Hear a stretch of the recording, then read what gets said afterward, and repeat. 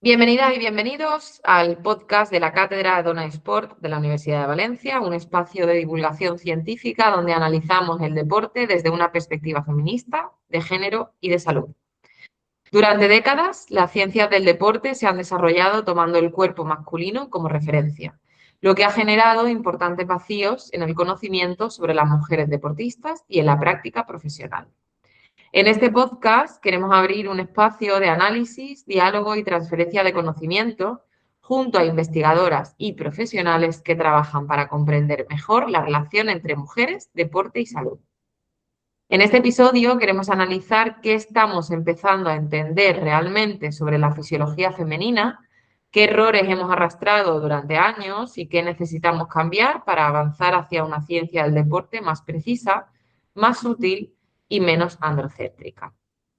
Hoy contamos con Paula Recacha, que es enfermera y matrona. Además es doctora en ciencias biomédicas. Su tesis doctoral y su posterior línea de investigación pues tratan sobre el rendimiento deportivo y su relación con las fases del ciclo menstrual. Es compañera, además, de Nuria Romero en el proyecto Ciclos, que es otra invitada que hemos tenido ya en el podcast. Y actualmente es ayudante doctor en la Universidad Jaume I de Castellón, donde imparte docencia en el grado de enfermería y realiza su investigación junto a su grupo de investigación FICUDEO y a su vez forma parte de la cátedra CAFO, donde se realiza investigaciones sobre el beneficio del ejercicio físico en procesos oncológicos. Y personalmente practica CrossFit 5 sesiones por semana. Muy bien, Paula, enhorabuena. Ya es viernes, imagínate cómo estoy. Bienvenida. Gracias por la presentación, Lidia.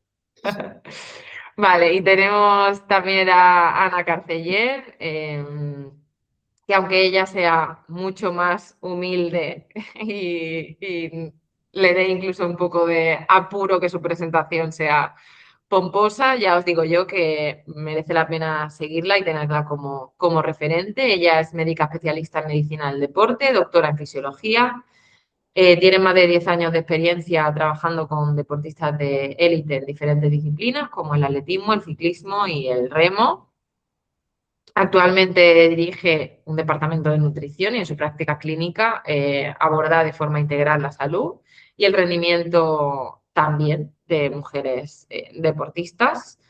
Antigua conocida y reitero lo dicho, creo que merece muchísimo la pena también seguirla en redes sociales por la información útil que, que proporcionas. Así que bienvenidas a las dos, es un placer contar con vosotras en este humilde podcast. Mil gracias, Lucía. Y Gracias. gracias por organizarlo. En el punto de partida, me gustaría preguntaros para iniciar esta conversación, ¿por qué ha costado tanto construir evidencia sobre fisiología de la mujer? Durante mucho tiempo se ha dicho que estudiar a mujeres y específicamente a mujeres deportistas era más complejo. Os quería preguntar a las dos, empieza quien quiera, ¿el problema real era biológico, es metodológico o tiene también una parte de problema cultural? Pues bueno, Ana, no sé, Dale. quien quieras. Yo creo que sobre todo biológico no, ¿vale? Porque decir que es un problema biológico me parecería horrible, pero creo que metodológico sí, porque al final las mujeres son cíclicas y no podemos determinarlas como lineales, ¿no? Como puede ser que pasa con los hombres, ¿no? Que al final tienen sus patrones hormonales que no fluctúan tanto, ¿no? Como en nosotras. Y tema cultural, pues bueno, al final yo creo que es el mismo problema, ¿no? Que se ha equiparado culturalmente, supongo, a la mujer con el hombre y al final somos totalmente distintas. Entonces yo creo que al final eso es lo que cuesta a día de hoy que se separen, ¿no? Esas dos vertientes, esas dos líneas, ¿no? Que al final el hombre no tiene nada que ver con la mujer en el deporte. Sí, yo creo que ahí también hay un punto, me voy más al lado cultural, para mí es indisoluble, ¿no? O sea, cuando empiezas o yo al menos, ¿no? Cuando empecé a cuestionarme ciertas cosas, pues que hacíamos o teníamos normalizadas, te das cuenta que en el fondo, o yo al menos mi percepción es que es un reflejo un poco de la sociedad, lo que nos encontramos luego en la consulta, ¿no? Y esta alteridad, ¿no? Esta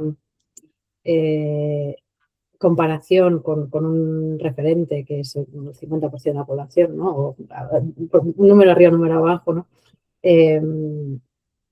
Es malísimo porque, por los motivos que ya sabemos, pero en ciencia y en este caso porque sitúa a la mujer como una potencial desviación, ¿no?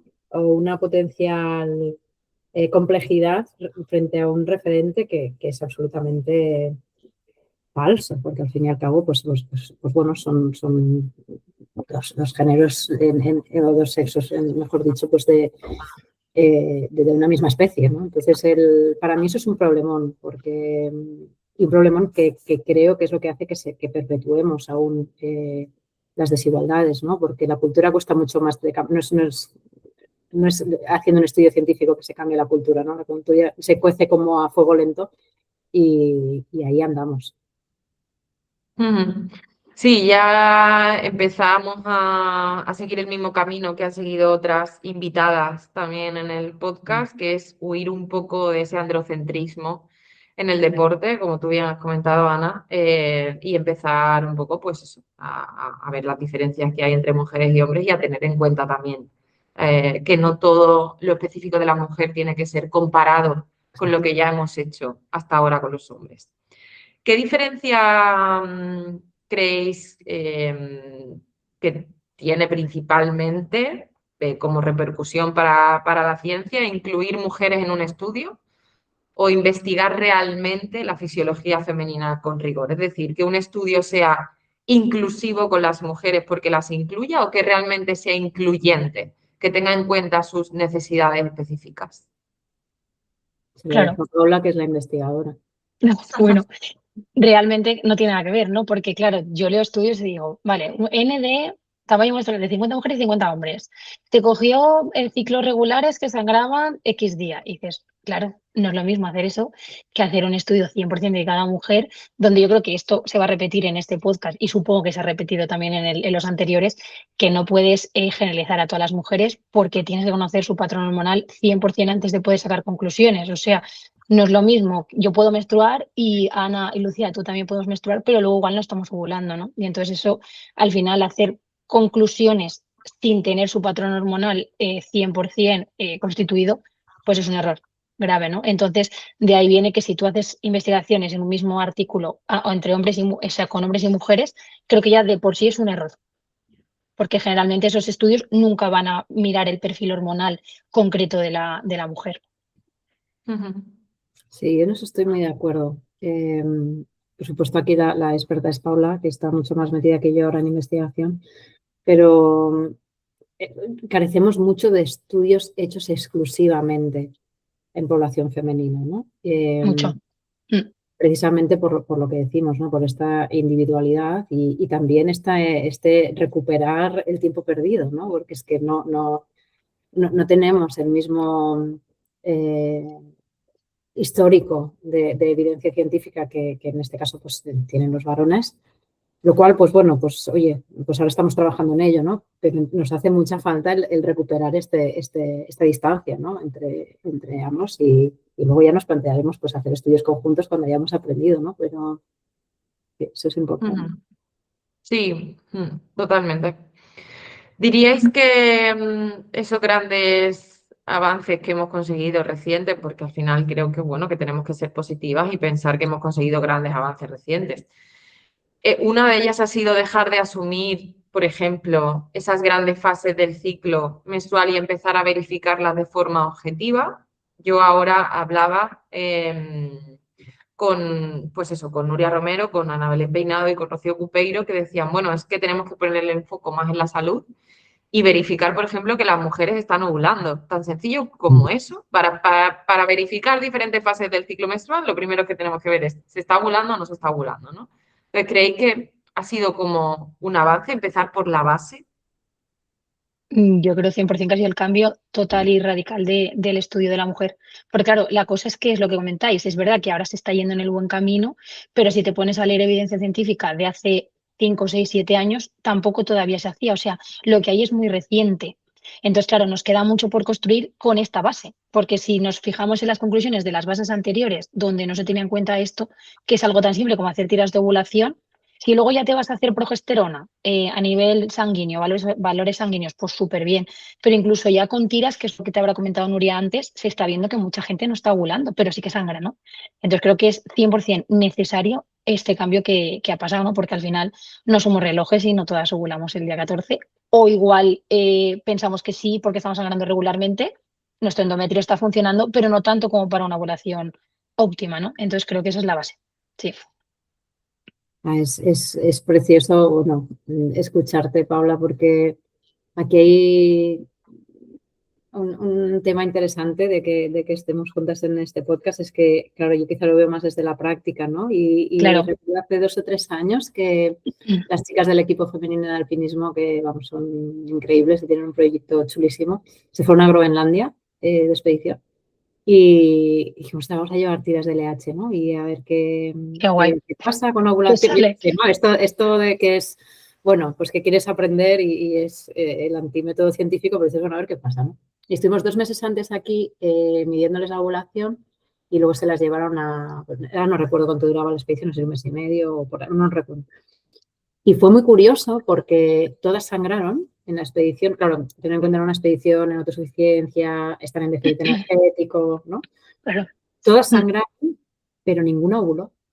Ostras, el 100%. Claro, y bueno, a mí me resultó como llamativo decir, tendríamos que tirar de este hilo, ¿no? Porque, bueno, que no me quiero ir por las ramas, pero al final creo que ilustra bastante Sí, lo que dice Paula, ¿no? Grandes avances, 100%, pero lo que nos queda por saber. mucho, mucho. Cada día te das cuenta que sabes menos. ¿No? Y las asunciones que hemos hecho Literalmente. clásicamente, ¿no? De, bueno, tiene la regla, está sana, que por supuesto, ¿no? Hay que sangrar, hay que tener la regla, estamos de acuerdo, ¿no? Pero hay un poquito más de capillas también. Sí, total. Efectivamente. Volvemos otra vez también, hemos contado también con Eva Ferrer o con Marcel Mm, Pérez también en otros qué maravilla. episodios y volvían otra vez a lo mismo. Base, base, base, educación, educación, educación y volver a otra vez como a lo más básico, dejar de construir también castillos en el aire e intentar tirar pues eso, de ver, pues se puede sangrar sin haber ovulado, se puede tener un sangrado menstrual sin haber ovulado, bueno, pues empezar por ese tipo de detalles, muy entre comillas. Para ti, Ana, ¿qué consecuencias ha tenido para la práctica profesional trabajar durante años con una evidencia incompleta o extrapolada de población masculina a femenina? Uf.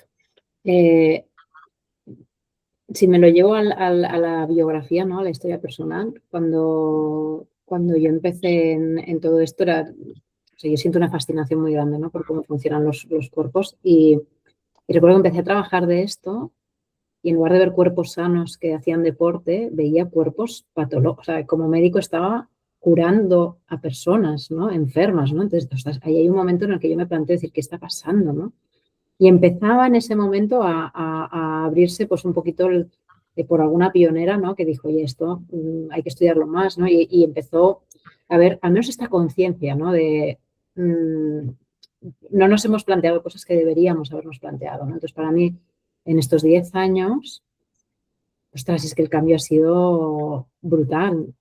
Esto no quiere decir que para mí aún quede muchísimo camino por recorrer, muchísimo. Pero es cierto que ahora ya, en mi caso, por ejemplo, que trabajo en el ciclismo profesional, que básicamente ha sido un deporte muy agresivo hormonalmente, nosotros tenemos un equipo donde tenemos a la totalidad de las corredoras con la regla y teniendo unos resultados buenísimos, ¿no? Entonces, todo esto, bueno, ha requerido de unos años, de un aprendizaje, de gente que en el laboratorio haya estado haciendo cosas que luego se hayan podido trasladar a la práctica, pero yo empiezo a ver los resultados, ¿no? Ahora, después de unos años muy frustrantes, ¿no? También hay que decirlo, porque teníamos evidencia, pero no se aplicaba, esto sigue pasando, y no acababan de ir bien, ¿no? Y ahora, por suerte, está habiendo un cambio, o sea, el cambio es real, y de hecho creo que el cambio es real y exigible. O sea, ya sabemos, ¿no? O sea, no sabemos todo, pero ya sabemos cómo hacer las cosas bastante bien. Ya no vale lo que hacíamos hace 10 años o los efectos secundarios, ¿no? de la mala praxis que veíamos antes. No digo que ya ahora no los veamos porque estaría mintiendo, pero ya no son aceptables porque ya tenemos el conocimiento suficiente, con lo cual sí, han cambiado mucho las cosas. Ujú. Sí, sí, totalmente. También volvemos otra vez a, pues, otras expertas en otros episodios también ha dicho, hay que estudiar. Un principal consejo para la ciencia del deporte es que hay que estudiar, hay que actualizarse y es lo que tú dices. Ya no vale con la excusa de no tenemos evidencia, no tenemos recursos disponibles, hay que estudiar y hay que ponerse las pilas. Paula, vamos un poco más contigo para hablar sobre está aportando la investigación clínica en la enfermería y, por supuesto, Ana, cuando quieras también participar o argumentar algo, bienvenida. En tu trabajo, Paula, de 2023, utilizaste analíticas hormonales y test urinarios de ovulación para determinar la fase del ciclo. Me gustaría que especificaras qué cambia metodológicamente cuando dejas de estimar fases y empiezas a verificarlas. Yo creo que el resumen puede ser que cambia todo, ¿no? Porque claro, tradicionalmente, que es lo que ha dicho Ana, ¿no? Que al final yo estoy súper de acuerdo con ella, que ahora hay evidencia, por tanto hay que exigir esa adaptación y esa actualización de los profesionales que están con esto, ¿no? Porque al final yo me quedo más en la práctica de investigación y Ana sí que se queda más en la práctica, pero para eso investigamos, ¿no? Para que se lleve a la práctica. Entonces yo creo que cambia todo, porque claro, tú lees artículos de hace años que al final las conclusiones que sacan pues son muy bonitas, ¿no? Pues hay que quitar la fuerza en la fase lútea. Pero claro, eso, ¿por qué, no? ¿Y con qué base? Entonces, al final cambia muchísimo que tú digas, vale, pues mi regla fue el día 4 de marzo, última regla. Vale, pues vale, súmale 14 días, ya tenemos la ovulación y súmale unos 10 más y tenemos la fase lútea y arreglado. Claro, no, esto no es así, ¿no? Si tú le estás, simplemente con lo que también habréis hablado con Nuria, ¿no? El hecho de ver solamente que ovulen con las tiras, me parece muy interesante, porque mucha gente que menstrua no ovula. Porque luego está, eso sería una no ovulación, pero es que luego está la fase lútea deficiente, que es que sí que tienes una tira positiva, pero que no tienes la progesterona suficiente a los 7 días más o menos después, ¿no? Entonces, hay como tres escenarios. Está el de la menorrea, que dices, pues ya no hay nada más que hacer. Está el del ciclo regular, con una ovulación porque no tienes tira LH positiva, pero es que luego está, que yo creo que es el más un poco todavía que está por estudiar, el de la fase lútea deficiente, ¿no? Que vale, tienes una tira, pero no tienes una progesterona suficiente como para que tu endometrio tenga ese grosor y se anide un bebé, ¿no? Entonces, Mm. claro, eso son entidades tan distintas que no se pueden generalizar. O sea, y de hecho, luego lo hablaremos, ¿no? Pero en mi tesis sí que tuve que excluir a varias mujeres por no llegar a la progesterona mínima y si tú juntabas los análisis del grupo natural con esas mujeres, los resultados eran totalmente distintos así las excluías. Entonces, claro, esto evidentemente habla mucho, habla solo. Ujú. ¿Mm? En ese mismo estudio se hace también diferencias de volumen máximo de oxígeno, peso corporal, umbral sensitivo, umbral doloroso en ciclo natural, pero no tanto en ciclos con anticoncepción hormonal. ¿Qué lectura fisiológica haces de ese patrón? Que recordemos que es un patrón en un estudio concreto, pero bueno, ¿qué lectura tú como investigadora haces? Pues claro, o sea, decir algo muy contundente en investigación es muy difícil, ¿no? Confirmarlo, pero y tampoco me gusta decir que el ciclo artificial o de anticoncepción es lineal porque tampoco lo es, ¿no? Porque también hay fluctuación hablo de anticoncepción combinada, ¿no? De estrógeno y progesterona, que vamos a fase de descanso porque las muestras de mi tesis eran las chicas que toman anticonceptivo combinado con 7 días de descanso, todas, ya sea anillo o ya sea píldora oral y demás. Y claro, realmente tampoco quiero pensar que son lineales porque no lo son, porque también hay deprivación hormonal y también vuelve a haber esa ingesta o esa, por ejemplo, ponerte un anillo o ponerte un parche que ya vuelves a tener hormona exógena tuya fuera, que además, si lo sabréis, ¿no? Que la hormona se triplica hasta cierto día del ciclo que se queda estable, hablo de la exógena. Entonces, claro, no son lineales, pero sí, lo que sí que se vio es verdad que a mí no me sorprendió, era que las mujeres de ciclo natural fluctuaban mucho más en muchas más variables, ¿no? Por ejemplo, el consumo máximo de oxígeno fluctuaba mucho más, el de las anticonceptivas era más lineal, y luego lo que sí que llamó mucho la atención fue la sensibilidad y el dolor, porque esto realmente fue una invención casi a última hora, meterlo, pero como disponíamos de un aparato validado por el Departamento de Psicología bueno, el Digitimer, que no sé si lo conocéis, pero es como si fuera un aparato que de manera objetiva va soltando descargas, ¿no? Y entonces pues te puede hablar de umbrales sensitivos, es decir, cuando tú empiezas a sentir algo, hasta umbral doloroso, cuando tú ya notas que tu sensación para ti es molesta. Entonces, claro, se vio que a las naturales tenían un umbral mucho menor, es decir, soportaban mucho menos el dolor en la fase del sangrado. Y eso, claro, pues hace pensar mucho, ¿no? Y la verdad es que creo que es un hallazgo, no es por nada, pero creo que es muy bonito de haberlo concluido. Totalmente. Hay un temazo que me gustaría dedicar a este temazo, otro ciclo de podcast, que es las diferencias entre mujeres y hombres, ¿no? Empezar por esas diferencias básicas entre mujeres y hombres.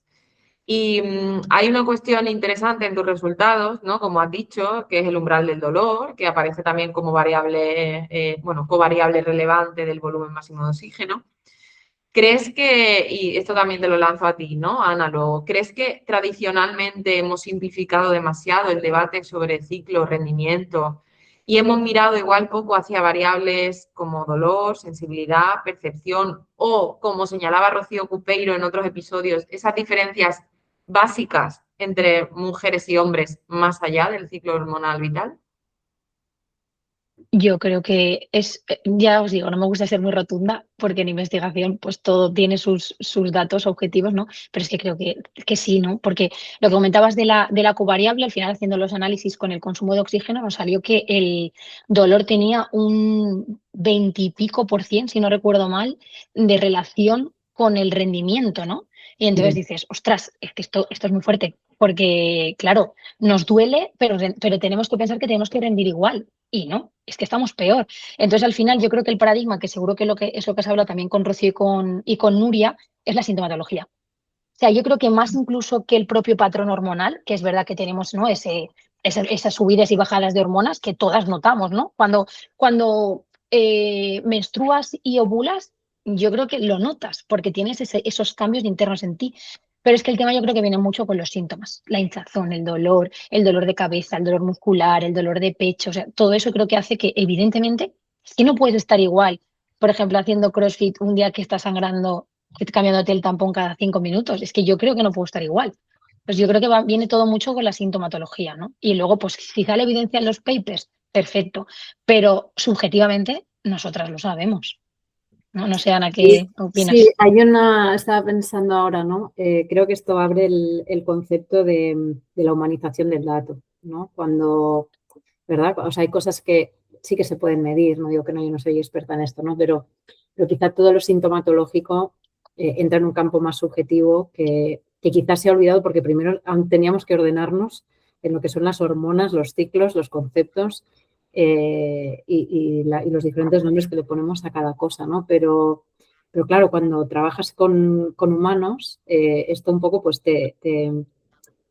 para mí te salta a la vista enseguida, ¿no? Decir, claro, tienes que integrar toda una serie de variables que son subjetivas, sintomatológicas y que además siguen un patrón, ¿no? Y es muy curioso porque bueno, lo primero que creo que es lo más curioso de todo, y esto tiene que ver con la cultura que hablábamos antes, ¿no? Con la educación.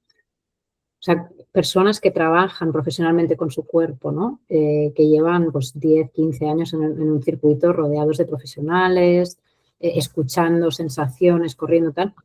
Entonces, no os podéis imaginar la cantidad de mujeres que no tienen ni idea de cuánto les dura el ciclo menstrual. O sea, no han considerado esta variable o no les hemos enseñado, ¿no? O no está dentro de nuestra cultura el que las mujeres entiendan sus propios patrones, ¿no? Y pues imagínate con una persona que encima trabaja con su cuerpo, no es lo que dices, jolín, es que realmente nos falta mucho de lo que decía Lucía antes de la base, ¿no? Pero luego cuando empiezas a monitorizar, hay un fenómeno que es para mí precioso, que dices, bueno, es prácticamente universal los problemas con el sueño pues antes del sangrado, ¿no? Tiene un motivo fisiológico claro y estudiado, pero muchas mujeres no saben, ¿no? Que esto forma parte de un patrón al que nosotros médicamente nos podemos anticipar, intentar modular y que ese tránsito sea mucho más sencillo. Pero si tú no identificas el patrón y tú no te fijas en el síntoma, luego no lo navegas, reaccionas a he dormido 2 horas o 3 horas o me moría de calor ¿no? O yo qué sé, la tolerancia al calor, que es una cosa con la que ahora trabajamos muchísimo, por desgracia. Ostras, es que tiene una influencia el ciclo menstrual sobre nuestra capacidad de refrigerarnos en las mujeres que o sea, es tan tangible claro, o sea, nos faltan muchos capítulos, pero sobre todo nos falta mucho de aunar para mí ambas cosas, ¿no? O sea, decir, recoger datos, pero recoger también los síntomas, ¿no? O sea, tú puedes llevar yo misma llevo aquí un dispositivo, ¿no? Que me mide cosas, pero pongo tags de, pues me ha venido la regla en este momento, he tenido insomnio, yo qué sé, ¿no? Me he sentido así, o estoy floja, o estoy fuerte. Y es precioso ver cómo es un patrón que se va repitiendo, al que luego hay cierto componente de empoderamiento, ¿no? Decir, vale, o sea, me entiendo mejor, sé cómo va y con esto, pues bueno, lo podemos trabajar de alguna manera, ¿no?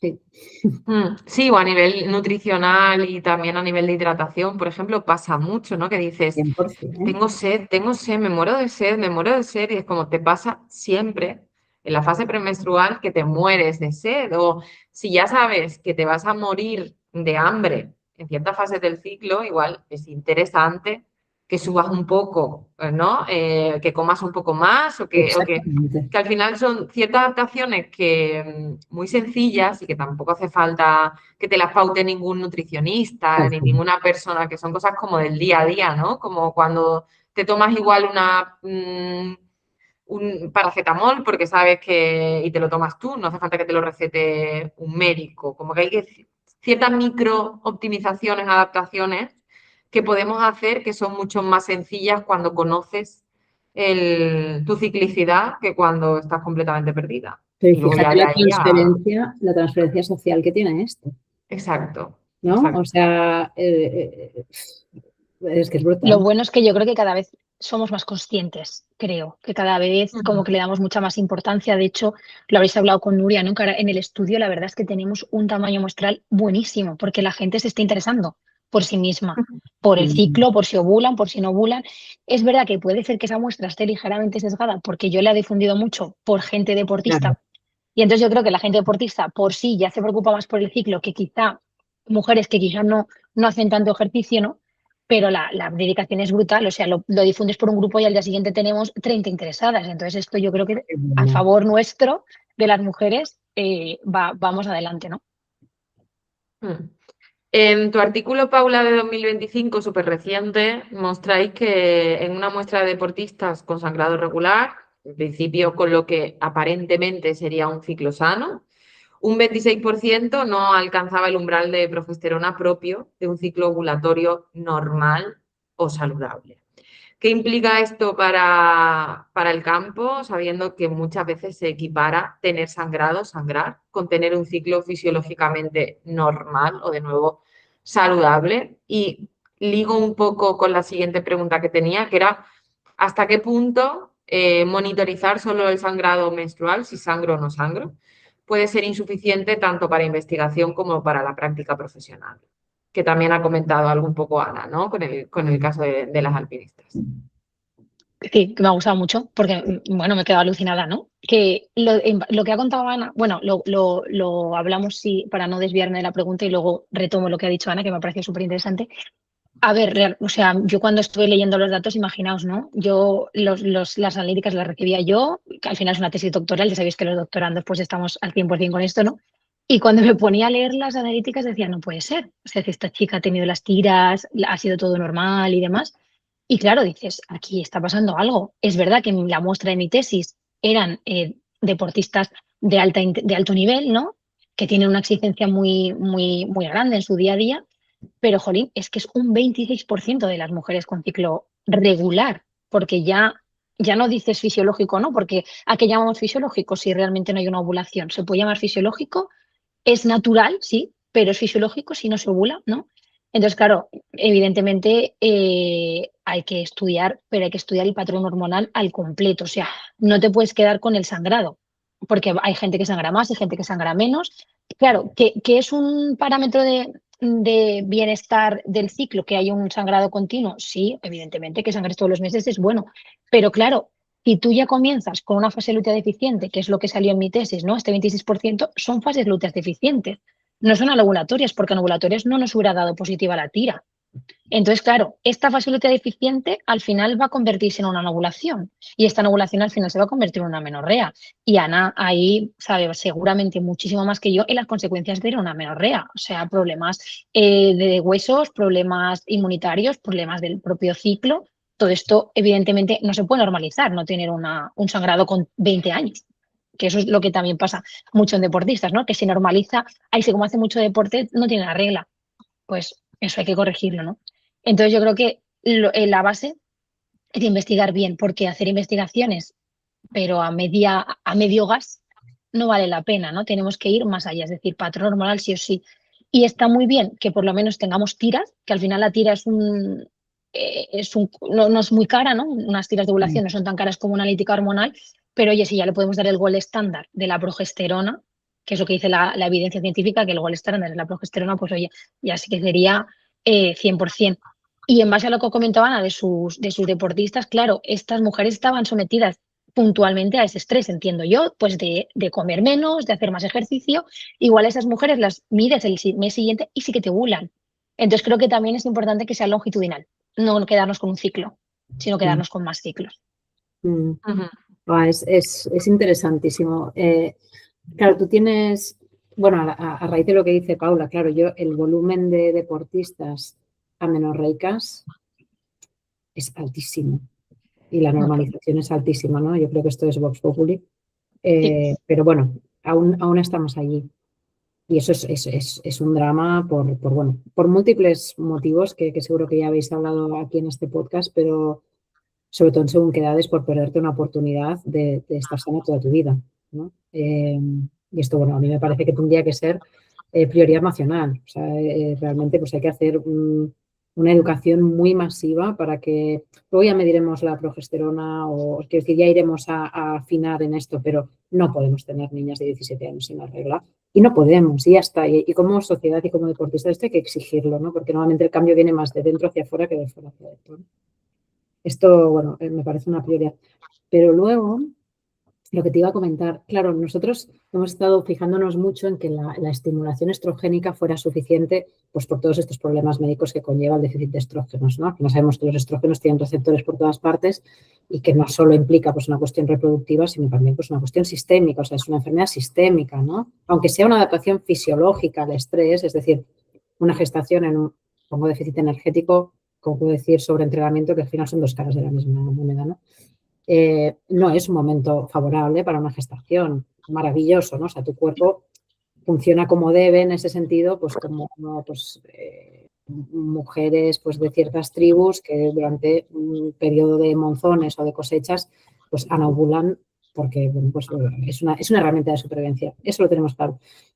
Claro, ese déficit estrogénico que nosotros asumimos que ya no existe cuando hay sangrado, digamos que es un gran avance, ¿no? Que las chicas sangren, que las deportistas sangren, bueno, la densidad mineral ósea, el impacto es muy grande, o sea, realmente si tienes una chica que está ciclando en el sentido de estar sangrando, es cierto que yo veo muy pocas densidades minerales óseas tocadas, pero creo que el siguiente paso, que a mí me motiva muchísimo, es ver precisamente el papel de la progesterona, es decir, nos hemos quedado mucho en el papel de los estrógenos en la salud sistémica. Y la progesterona, bueno, anda como por allí como una especie de limbo, ¿no? Y esto que dice Paula me parece súper interesante porque al final creo que hay, bueno, creo no, o sea, hay una consecuencia de salud en el hecho de tener progesteronas insuficientes que puede ser adaptativo si la duración de ese déficit de progesterona es limitado. Oye, pues hay unos Juegos Olímpicos cada 4 años y no ovulo 3 meses. No pasa absolutamente nada a nivel fisiológico. Si esto lo mantienes en el tiempo, o sea, si esa es tu cultura biológica, ahí tenemos un problema, ¿no? Porque las consecuencias de salud son muy grandes. Creo que precisamente, y esto ya me estoy yendo a una pregunta posterior probablemente, una de las cosas que para mí son más interesantes es empezar a darle a la progesterona el valor que merece como hormona y como también marcador de salud, ¿no? Y a veces buscamos mucho, me enrollo, o sea, ya paro, pero a veces buscamos mucho qué marcadores precoces podemos encontrar para saber si esta deportista está yendo demasiado al límite, está a punto, ¿no? de entrar en amenorrea, o sea, que no tenga yo que luego apagar el fuego sin anticiparme. Y creo que la progesterona puede ser, y no lo sé todavía, pero me interesa mucho, ¿no? Creo que la progesterona podría ser ese marcador precoz de que empieza a haber ¿no? Un déficit en la ovulación o que el pico de progesterona, que luego ya va a ir revolucionando, ¿no? Hacia que ya el estrógeno esté tocado, el sangrado no sé qué, y ya entremos en ese ciclo que no queremos entrar, ¿no? Bueno, eso es lo que ando yo ahora pensando. No, pero sí, sí, es interesantísimo. O sea, no te preocupes por explayarte, que yo encantada.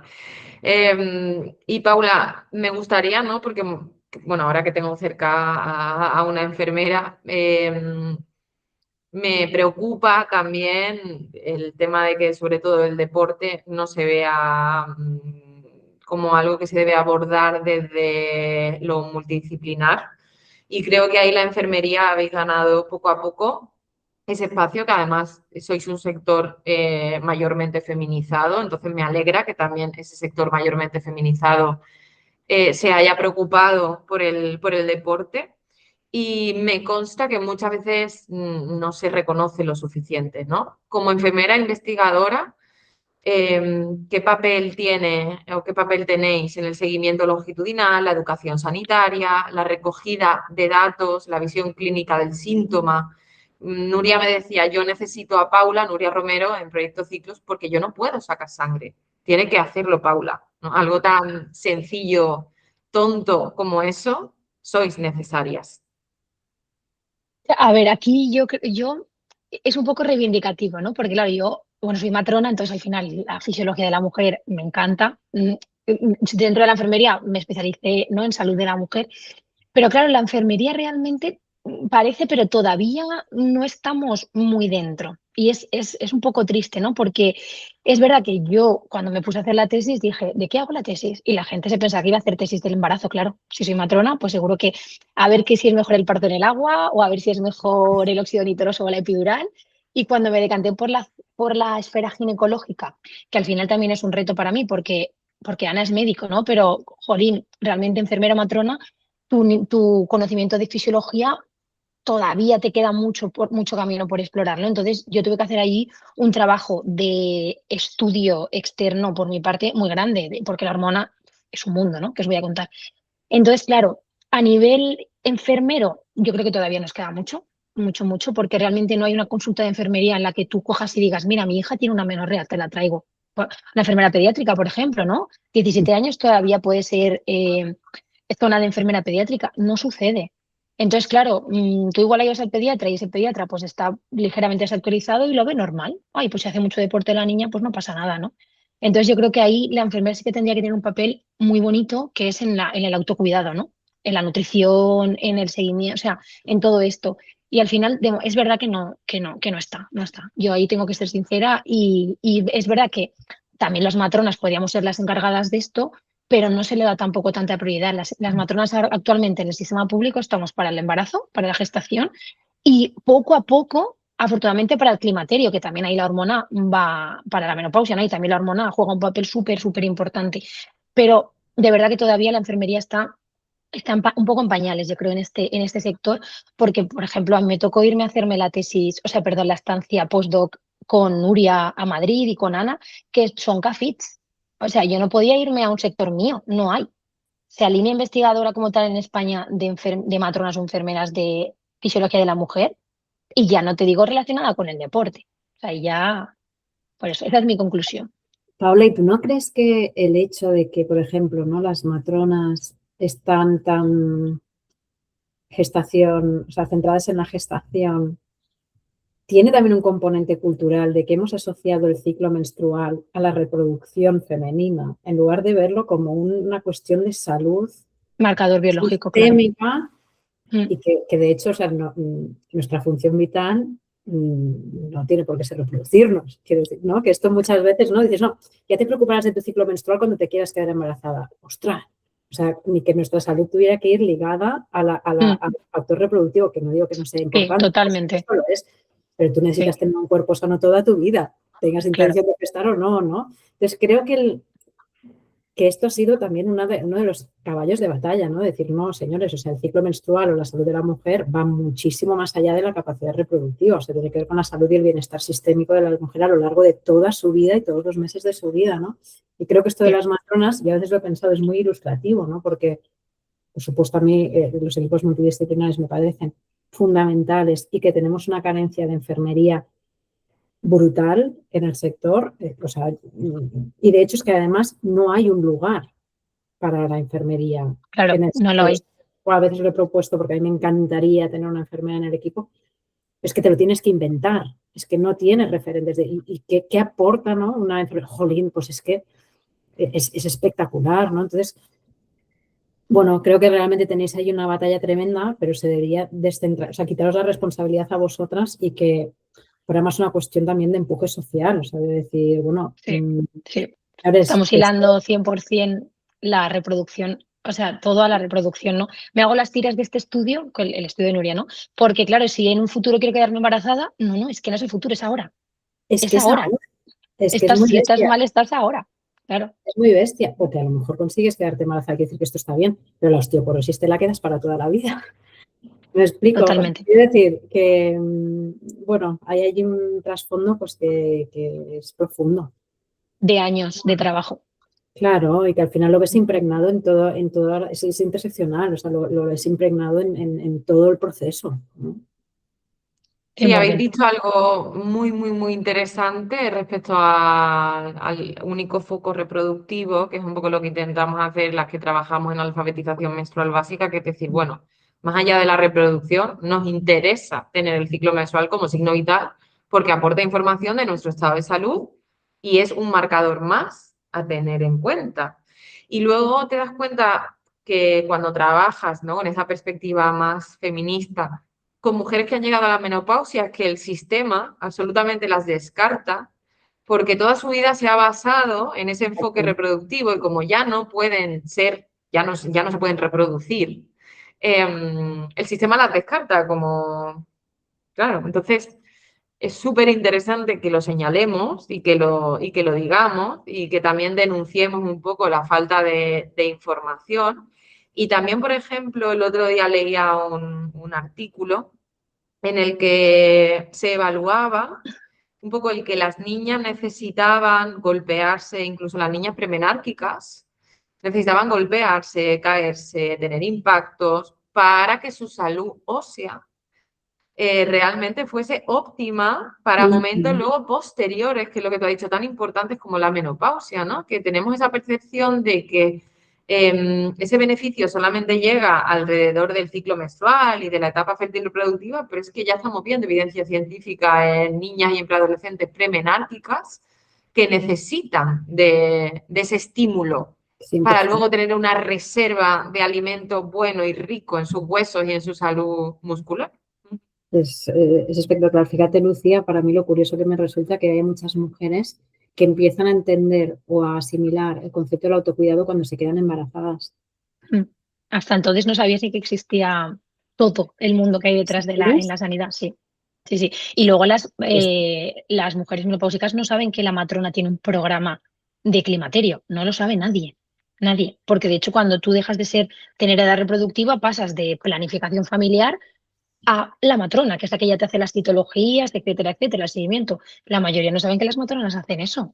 Y está el recurso, poco, pero por lo menos existe, pero es que hay un desconocimiento muy grande respecto a los servicios que hay y quién los lleva a cabo, ¿no? También. Centrarnos un poco ahora en el trabajo de Ana y de cómo se traduce esto un poco en medicina del deporte, ¿en qué notas más la diferencia entre trabajar con un modelo androcéntrico basado en este modelo de deportista hombre o trabajar con una comprensión real de la fisiología femenina?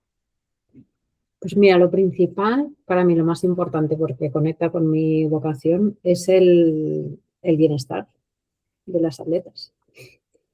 O sea, sí, me ha pasado muchísimas veces, ¿no? Que tienes esta primera conversación en la que dices, bueno, pero es que todo esto, quiero decir, tiene una explicación, se puede monitorizar, te puedes empoderar con este conocimiento y las reacciones de una emoción, o sea, de un llanto, ¿no?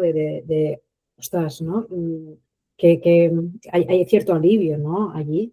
Luego, por supuesto, pues podemos hablar de marcas, de lo bien que nos va y de que ganamos muchas cosas, pero lo principal, ¿no?, es que hay una parte humana que es integrada en la ecuación, ¿no? Que es decir, o sea, no eres una versión mal hecha porque es que muchas veces vamos a por allí, ¿no? De qué rollo, nosotras que tenemos la regla y ellos no, y ellos entrenan así, nosotras no, ellos no sé qué dices, no, es que hay que reinventar el juego, o sea, no me compares el fútbol femenino con el fútbol masculino, no me compares el ciclismo masculino con el ciclismo, a mí me encantan los dos, pero son dos películas absolutamente diferentes, y a la que te empiezas a comparar con, encima un ideal que es distópico totalmente, claro, imagínate la sensación de estar persiguiendo una cosa que va a ser imposible, porque la realidad es que si tú tienes reglas dolorosas, te la regla, y si tú duermes mal en fase lútea, vas a dormir mal. Entonces vamos a abordar tu individualidad y esto resulta en un abrazar la propia fisiología, que creo que es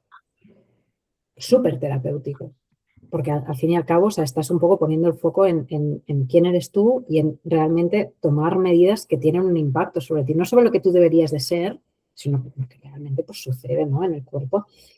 Bueno, para mí el cambio es muy grande. También no quiero lanzar un mensaje erróneo en el sentido de decir que lo tenemos todo hecho. O sea, creo que nos queda muchísimo, muchísimo camino y que ahora, ¿no? El otro día lo hablaba con Esther, que también va a venir aquí, empezamos a ver lo que llevamos sembrando hace un montón de años. O sea, no es una cuestión automática. O sea, también, y además cuando haces pues, en mi caso, por ejemplo, que en el equipo pues hemos hecho un cambio muy grande, ¿no? Integrando la salud hormonal dentro de la toma de decisiones médicas y nutricionales.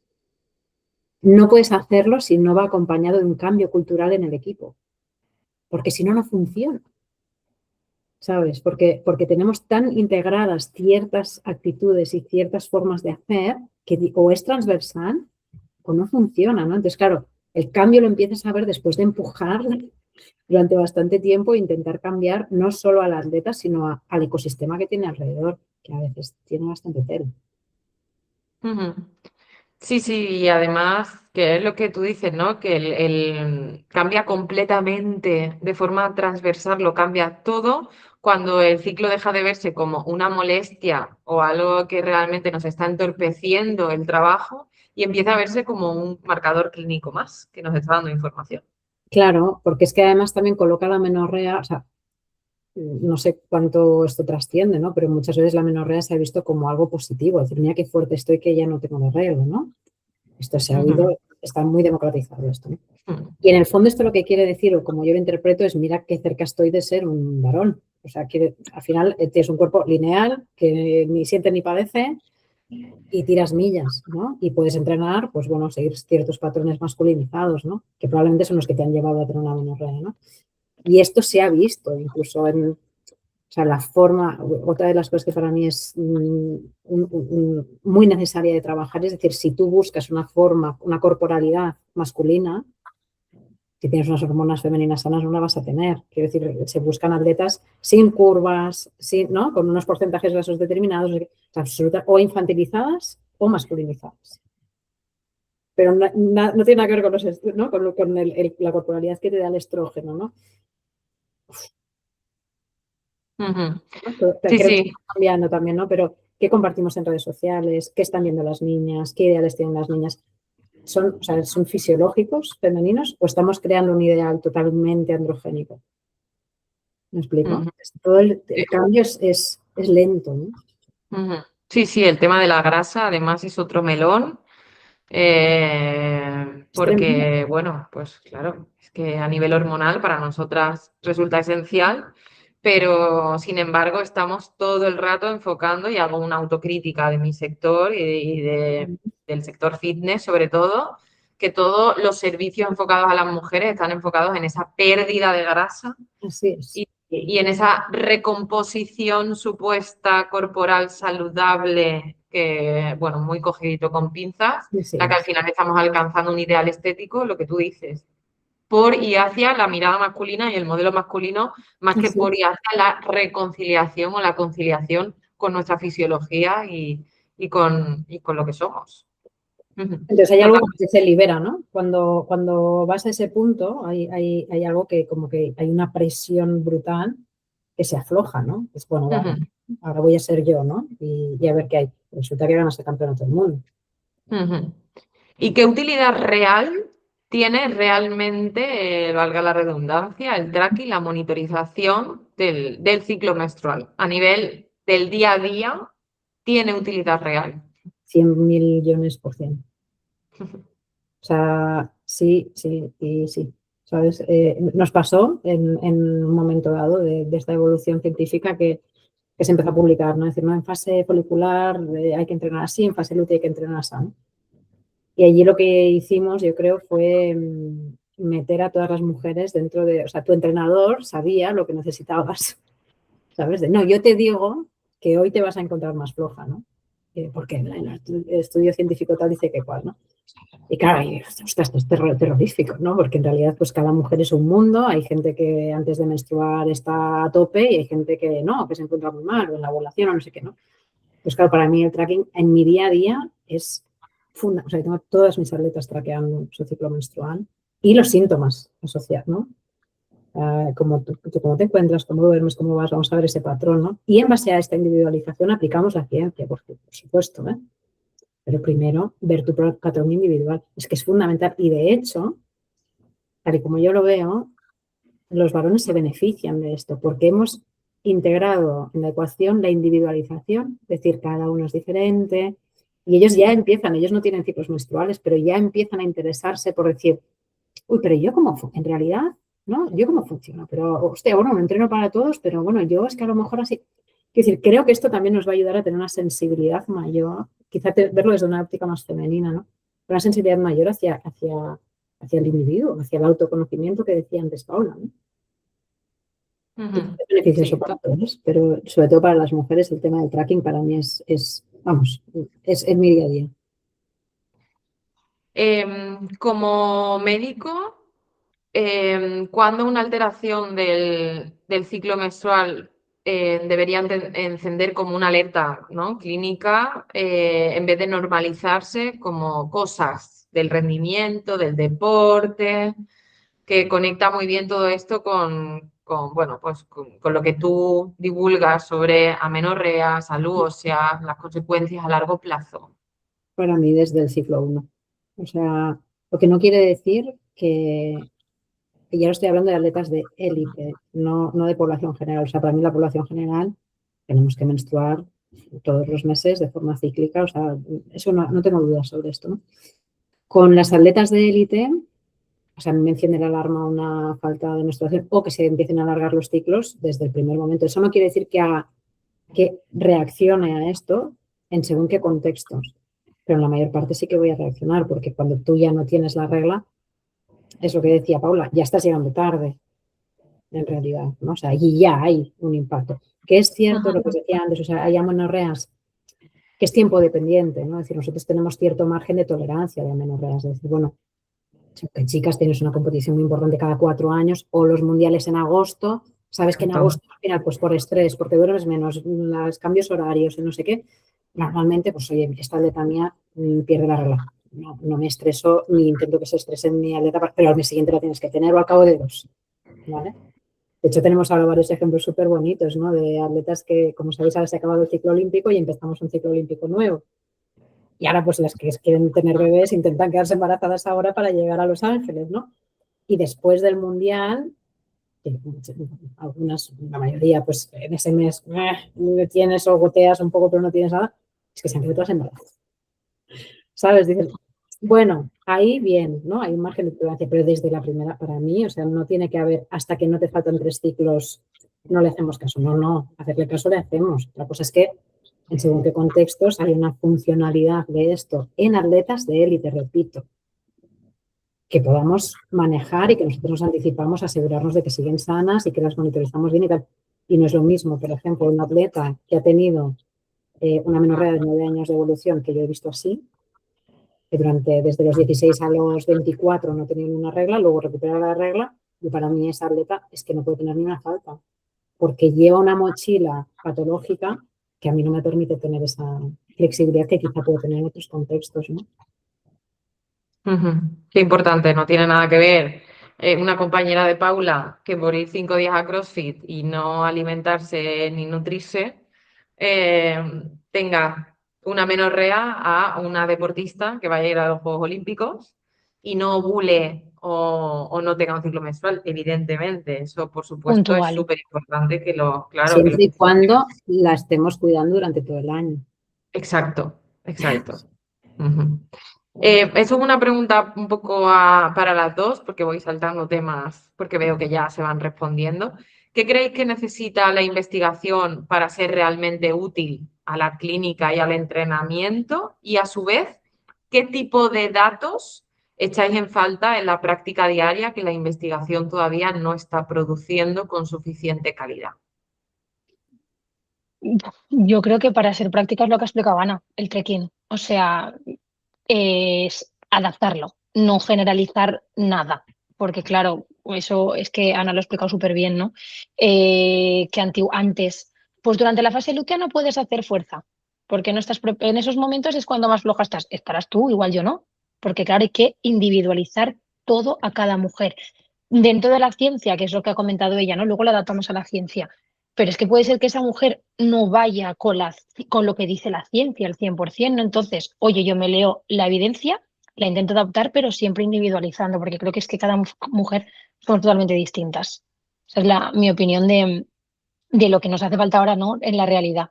Y respecto a lo que me gustaría que siguiese investigando, ¿no? Algo así me has preguntado, ¿no, Lucía? Como, o qué Sí, línea, ¿no? o ya respondemos a otra pregunta que tenemos próximamente, que es ¿qué variables deberían empezar a incorporarse de forma más sistemática en los estudios y o en la práctica también? Correspondo sobre estudios y Ana que me responde en práctica, pero creo que Perfecto. cruzarlo todo. O sea, para mí eso es fantástico. O sea, síntomas, consumo de oxígeno, potencia, no sé, todo junto, todo cruzado y ver qué fórmula es la que realmente nos contesta alguna generalidad que luego, evidentemente, sí que tendremos que adaptar, ¿no? Pero creo que sobre todo, a día de hoy, síntoma, trekking diario de cada síntoma, que no, Lucía, no lo has visto porque se publicó hace 2 semanas, pero sacamos un nuevo paper de sintomatología de esta línea Ah, de la misma muestra, ¿no? De mi tesis. Y ah, claro, está muy chulo porque se ve, en primer lugar, que el ciclo artificial no tiene esa fluctuación tampoco. Y en el natural sí que es verdad que hay mucha sintomatología más marcada durante la regla y durante preregla, es decir, fase folicular, fase media tardía, o sea, perdón, fase lútea tardía. Claro, entonces esto hay que verlo. O sea, pero claro, ¿cómo se ve? Haciendo el registro diario de síntomas, si no, no lo puedes ver. Luego también cogimos acelerómetros y medimos actividad diaria con el acelerómetro, que tampoco está publicado todavía, que estamos a ver si finalmente lo publican y también se vio lo mismo, ¿no? Que las mujeres no son lineales, que dependiendo de la fase estaban más o menos activas. Entonces yo creo que va por ahí, va por el concretar diariamente el síntoma y la actividad.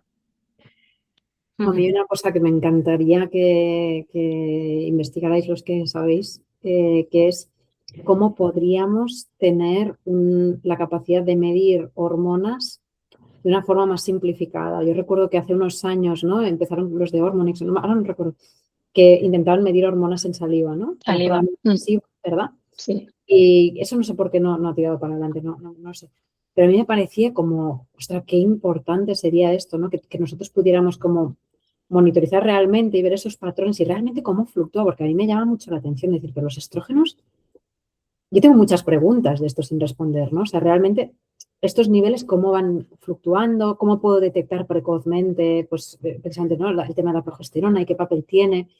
Luego también creo que cuál es el estímulo estrogénico mínimo para tener una densidad mineral ósea decente, ¿sabes? Porque a veces tienes atletas que tienen un estrógeno de 30 y otras que tienen un estrógeno de 100, ¿no? Y dices, ostras, Es aceptable, que es suficiente, ¿no? exacto, ¿no? O sea, Mm. a veces, ¿no? Me da el reparo de decir, bueno, sí, está sangrando, sangra poquito, pero bueno, hay una estimulación endometrial.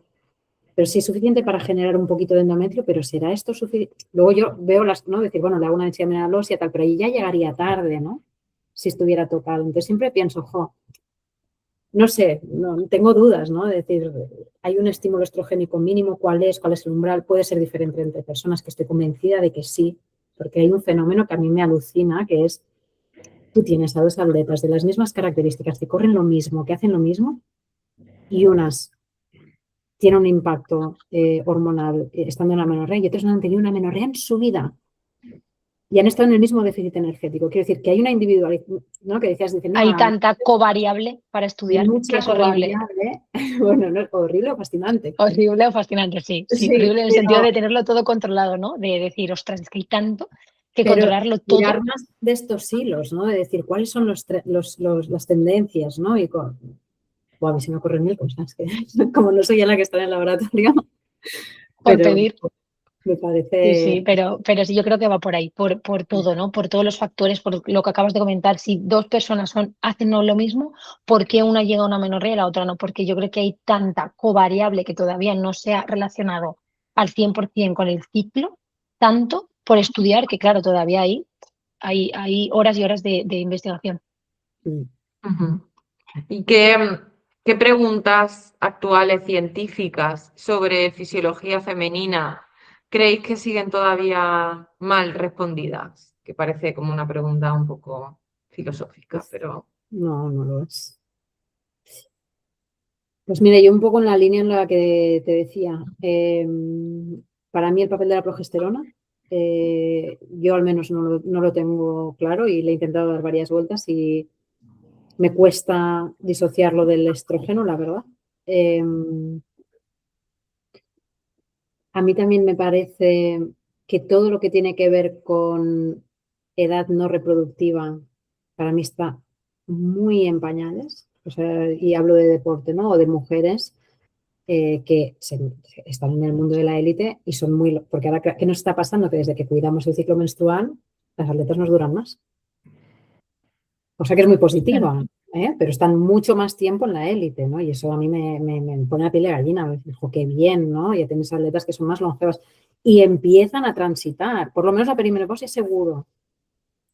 Estamos perdidas, yo, ¿no? Porque dices, ostras, claro, tengo que estudiar, pero no sé, o sea, no tienes un tratado de perimenopausia del deporte. Empezamos a saber algo de ciclo menstrual en edad fértil, pero de perimenopausia y menopausia en deporte de élite, es que yo te diría que no he visto jamás, nunca nada. Entonces, o lo que tú hablabas antes en prepúberas, que puedes asimilar que sean como los niños, pero no es cierto, porque es que 2 años antes de que les vengan las reglas, esas niñas ya están generando un pico de masa ósea que luego no recuperarán. O sea, es una ventana de oportunidad increíble.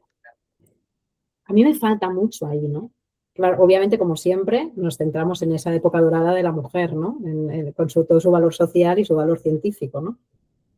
Pero, claro, ahora Que resulta es que hay cuando vida. quizá hacen más ejercicio, ¿no? También, pero es Creas verdad el que error, son.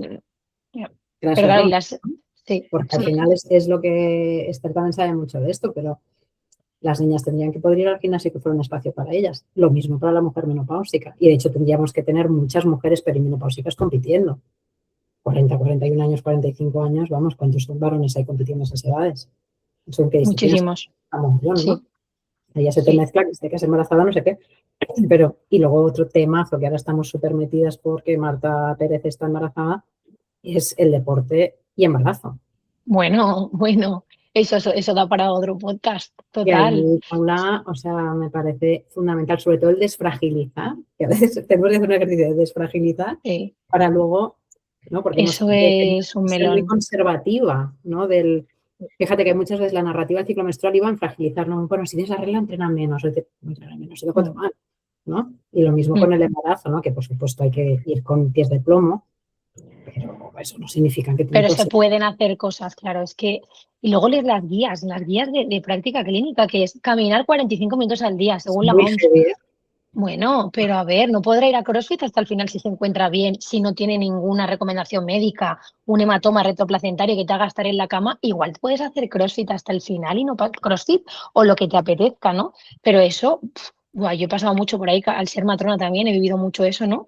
Y claro, yo llevaba mi formación de matrona y bueno, yo soy deportista recreativa, vale, pero tengo algún conocimiento, ¿no? Entonces lo llevaba a la esfera, ¿no? De sacarlas, desencasillarlas de la típica preparación al parto de vamos a hacer la respiración y la movilidad de la pelvis. Movilidad y respiración. Bueno, vamos a coger una pesita, ¿no? Que no pasa nada. Pues claro, había gente que se me tiraba las manos a la cabeza si hacíamos algo que ellas notaban que era un esfuerzo muy mayor, ¿no? Entonces, claro, eso está todavía, también está en pañales muchísimo, muchísimo. Y claro, el problema de la preparación al parto en ese sentido es que las mujeres te vienen en condiciones físicas muy distintas. Entonces, Exacto. claro, generalizar una clase, al final optas por el nivel mínimo, ¿no? De respiración y movilidad, porque si igual le coges una pesa de 3 a una chica que nunca ha hecho pesas, pues se te agobia, ¿no?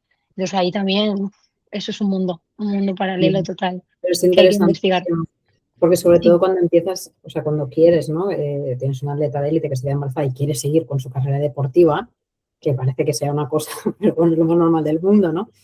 Al final tienen que seguir entrenando. claro, ¿Verdad? sí, debería poder seguir Pero no sé totalmente qué con falta, su... pues, conocimiento del suelo pélvico, ver cómo las descargas, ver cómo va esa arteria uterina, ver cómo... Claro, Esas sí, guías sí, nos sí. faltan, ¿no? Porque ahora mismo estás como diciendo, bueno, Pero tenemos que abrir el es camino, pero... fuerte, sí, es fuerte porque la mayoría, además hay mucho, lo siento por decir esto, ¿no? Pero mucho profesional desactualizado que se quedan embarazadas y dicen, no puedes hacer nada. Dices, pero ¿cómo es posible que esta persona, ginecólogo, Mucho matrona, quien sea, prescriptor, y perdona ¿sí? Paula que te corte, pero mucho prescriptor de ejercicio físico que no es prescriptor de ejercicio físico, creo. Ya, ya, Víctor de ya, reposo. también. Sí, eso es más tu campo, ¿no, Lucía? Pero es verdad que, claro, el intrusismo también, que no tienes idea, estás incurriendo en un error y esa mujer no está haciendo lo que toca, ¿no? Entonces, Ujú. también es un camino por recorrer. Pero es que luego también te pones a buscar formación específica de embarazo en ejercicio y tampoco la hay. Entonces, es normal que esté todo también así tan en el aire, ¿no?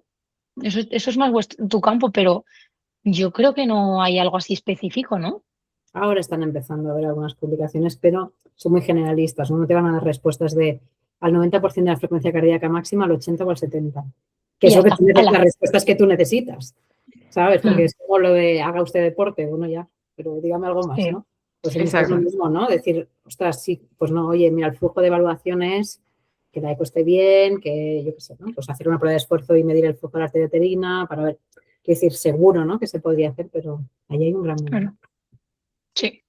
Bueno, por desgracia vamos a tener que ir cerrando el episodio. Esto es algo que voy a repetir y repito y he repetido en todas las grabaciones, que es que me tiraría con vosotras hablando Nada, un tiempo infinito, pero bueno, seguro que encontramos Nosotras nuevas también. oportunidades. Me gustaría que fueseis como un poco sintéticas y concisas.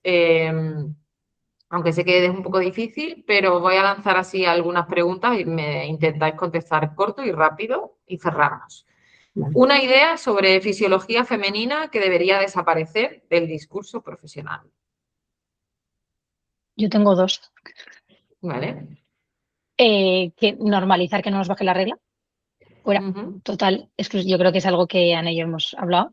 Y que me duele la regla se normalice también. O sea, que no ujú, tenemos que aguantar el dolor, la verdad.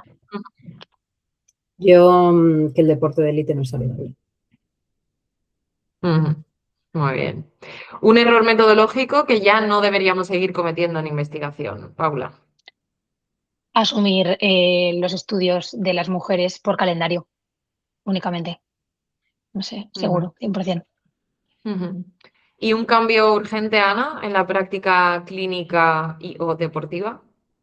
Pero no muy básico, ¿eh? No dar anticonceptivos cuando alguien tiene una menorrea, por favor. Lo iba a hablar, pero no ha dado tiempo, pero eso me parece también. O sea, es que esto O sea, claro, es como, venga, pues nada, como sangras, ¿no? Pues todo está bien. es nivel Pleistoceno. Sí, total, total, Es total. un nivel superior, sí, es un nivel superior.